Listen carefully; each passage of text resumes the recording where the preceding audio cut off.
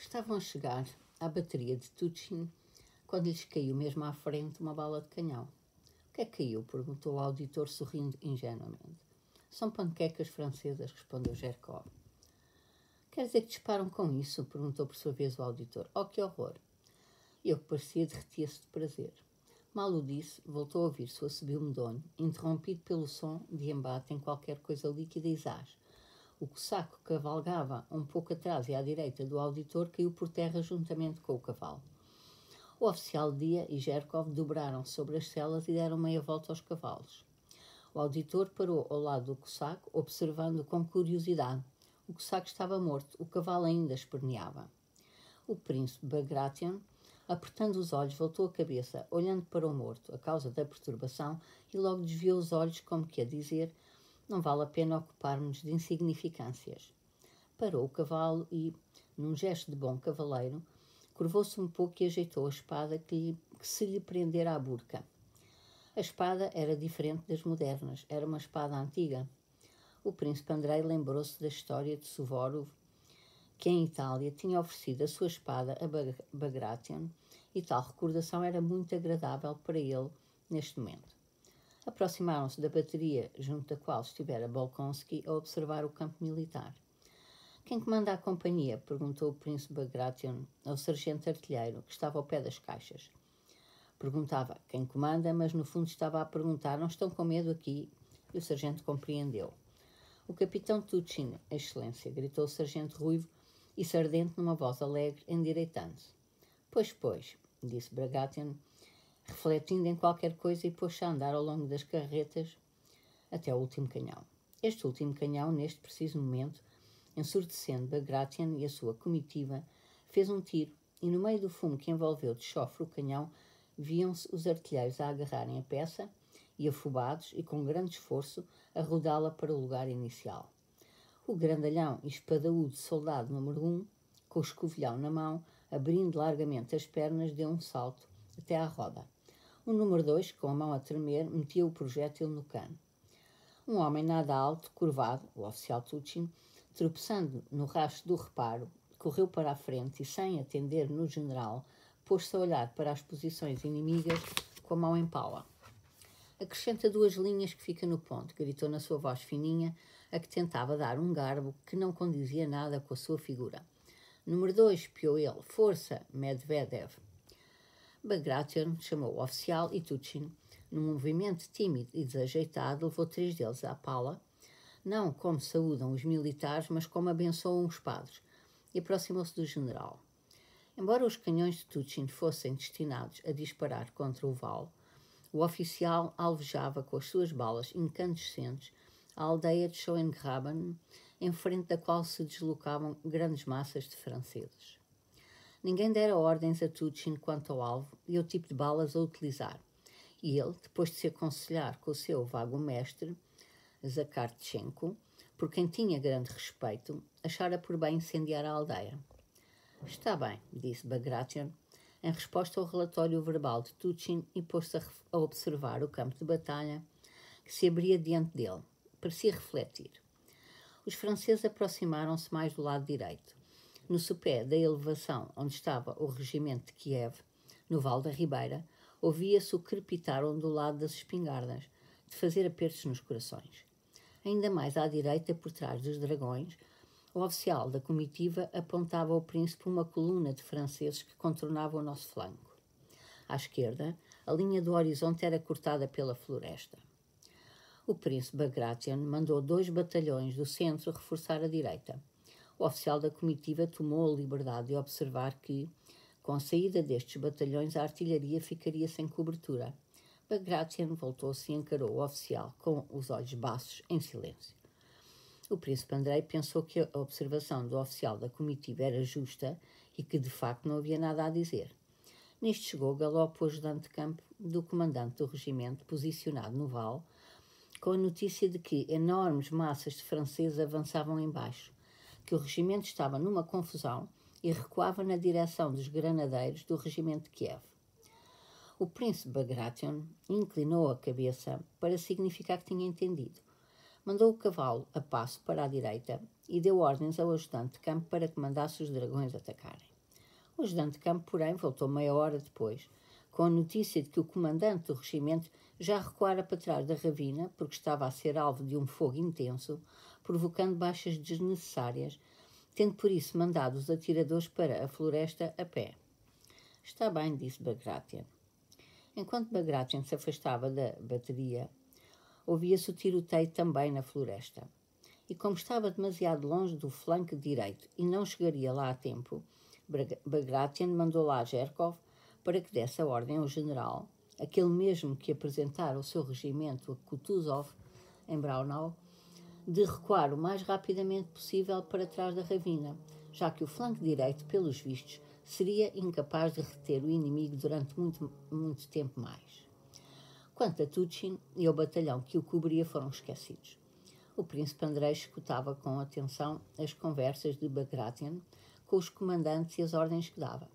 E, para seu espanto, percebia que, na verdade, não eram dadas ordens nenhumas e que o príncipe Bagration apenas fazia de conta que tudo o que era feito por necessidade, por acaso ou por vontade deste ou daquele comandante, acontecia, se não por ordem dele, pelo menos de acordo com as suas intenções. Graças à delicadeza manifestada pelo príncipe Bagration, como via Bolkonsky, apesar de toda a casualidade dos acontecimentos e da sua independência relativamente à vontade do comandante, a sua presença estava a ter um efeito enorme. Os comandantes que, de caras desconcertadas, iam ter com Bagration, ficavam calmos. Os soldados e os oficiais saudavam-no alegremente e animavam-se na sua presença, com um visível alarde da sua coragem na presença do chefe. 18. O príncipe Bagration, depois de subir até ao ponto mais alto do nosso flanco direito, começou a descer na direção dos tiros, estrondosos, e onde não se enxergava nada por causa do fumo da pólvora.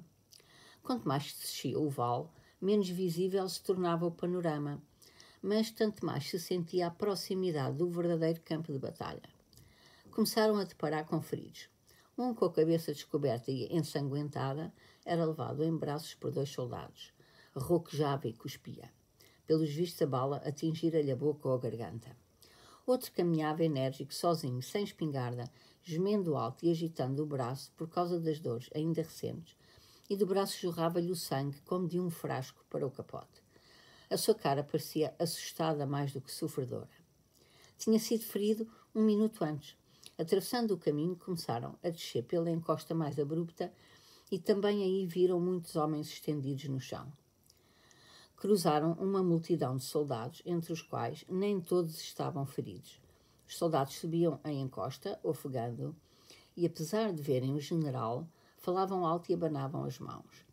Em frente, no meio do fumo, já se viam filas de capotes cinzentos e o oficial, ao ver Bagration, correu atrás dos soldados que recuavam em chusma, gritando-lhes a ordem de voltarem. Bagration aproximou-se das filas que eram alvejadas, ora num, ora noutro lugar, com os tiros que abafavam as conversas e os gritos de comando.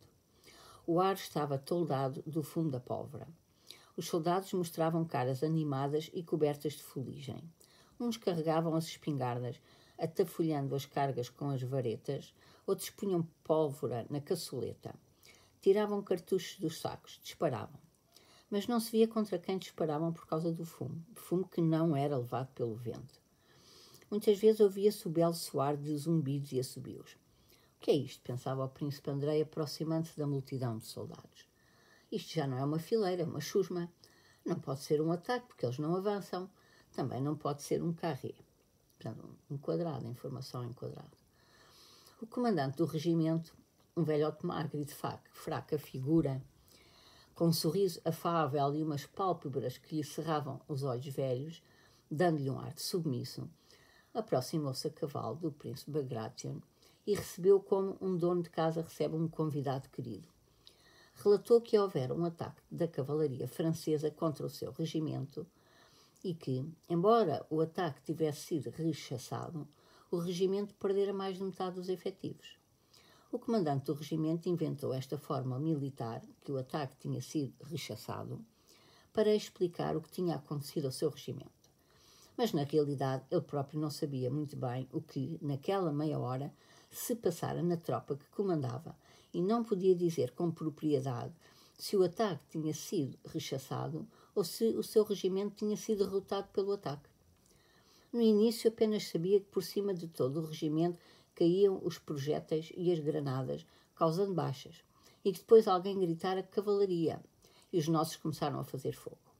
E agora continuavam a disparar, mas já não contra a cavalaria que desaparecera, mas contra a infantaria francesa que surgira do vale, fazendo fogo cerrado contra os nossos.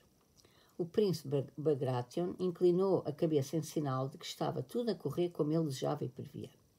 Virou-se para o ajudante de campo e deu-lhe a ordem de trazer da elevação 2 batalhões do 6º Regimento de Caçadores, junto do qual tinham acabado de passar.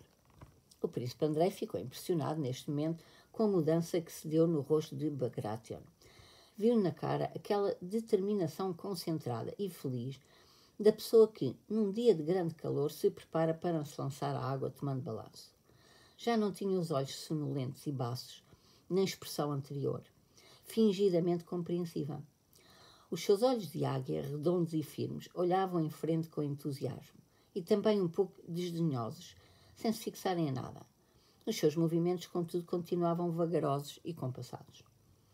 O comandante do regimento dirigiu-se ao príncipe Bagration, implorando-lhe que se chegasse para trás, porque aquele local era extremamente perigoso. Por amor de Deus, Excelência, por amor de Deus, dizia ele, olhando à procura de apoio para o oficial da escolta de Bagration, que desviava os olhos. Olhe para isto.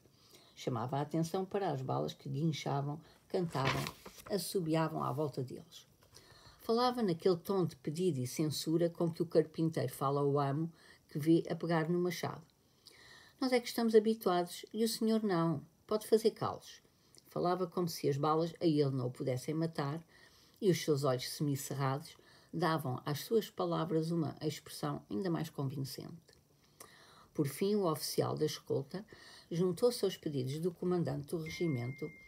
Bagration, porém, não respondeu a um nem a outro, ordenando apenas que parassem o fogo e formassem de modo a abrirem passagem aos 2 pelotões de reforço que estavam a chegar. Enquanto falava, o vento que se levantou sobre o vale empurrou a cortina de fumo que, como se fosse abanada por uma mão invisível, voou da direita para a esquerda, abrindo-se assim à vista o vale e o monte opostos, com os franceses a moverem-se ali. Todos os olhos estavam involuntariamente dirigidos para esta coluna francesa, que avançava contra os nossos, serpenteando pelas sinuosidades do terreno. Já se viam os felpudos gorros dos soldados. Já se podia distinguir os graduados dos rasos. Já se via a bandeira deles a drapejar e a bater contra a haste. São bonitos a marchar, disse alguém da comitiva de Bagration. A cabeça da coluna já descera para o vale. O embate devia dar-se no nosso declive. Os restos do regimento que já travava combate afastaram-se, formando apressadamente fileiras para a direita. De trás, enxutando os atrasados, aproximavam-se em fileiras regulares 2 batalhões do 6º Regimento de Caçadores. Ainda não se tinham aproximado de Bagration, mas já se ouviam os passos pesados, graves, acertados de toda a massa de homens. No flanco esquerdo, mais próximo de Bagration, marchava o comandante da companhia, um homem esbelto, de cara redonda e a expressão estupidamente feliz, aquele mesmo que saíra a correr do abrigo de Tuchin. Neste momento alto, por certo, não pensava em mais nada senão passar com garbo ao lado dos chefes. Com ar militarista de autossatisfação, fazia passadas leves com as suas pernas musculadas, como se navegasse, esticando-se sem esforço e nisso se distinguindo do andar pesado dos soldados que acertavam o passo pelo do comandante da companhia. Encostada à perna levava uma espada desembainhada, fininha e estreitinha, uma espadilha recurva que pouco se parecia com uma arma. E virando com flexibilidade o seu corpo forte, olhava ora para os chefes, ora para trás. Parecia que todas as forças da sua alma tinham como único desígnio marchar da melhor maneira ao pé dos chefes e estava feliz porque sentia que a coisa estava a resultar bem. Esquerdo, esquerdo, esquerdo, parecia repetir mentalmente a cada segundo passo.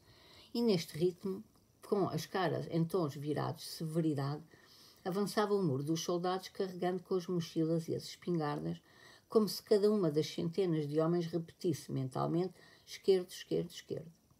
Um major gordo, refulegando e de passo trocado, contornava um arbusto pelo caminho.